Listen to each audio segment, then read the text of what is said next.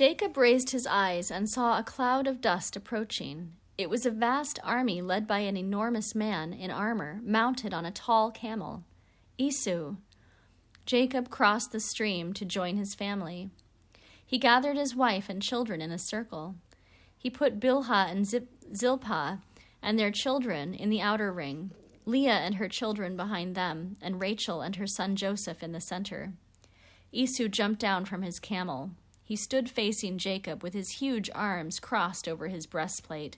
A bronze helmet hid his face. Jacob came forward. With every few steps, he threw himself on the ground and bowed to Esau 7 times in all. Esau did not wait for Jacob to come near. He threw off his helmet and ran forward to embrace his brother. Esau lifted Jacob up, covering his face and neck with kisses. The 2 brothers held each other and wept. "Who are these people?" Esau asked. "They are my wives and children," Jacob said. Jacob's family came near and bowed before Esau.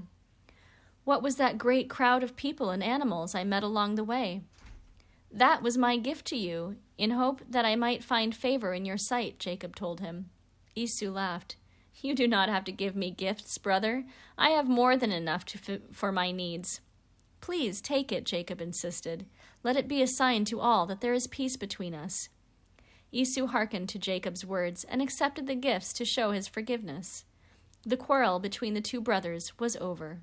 Esau invited Jacob and his family to visit him at his home in Seir. Jacob politely declined, being eager to continue his journey. "In that case," said Esau, "I will leave you some of my armed men to guide you through my country." Then Esau said goodbye to Jacob and returned to his place in Seir. Jacob continued on until he arrived at the city of Shechem, which is in the land of Canaan. There he bought a piece of land for his family to dwell.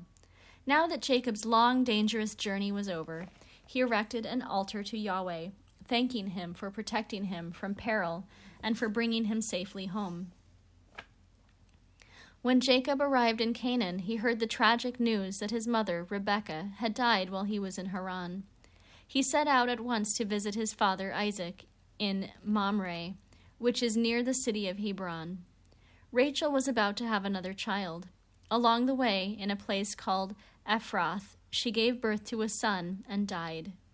She spoke her last words, naming her son Ben-Oni, son of my sorrow.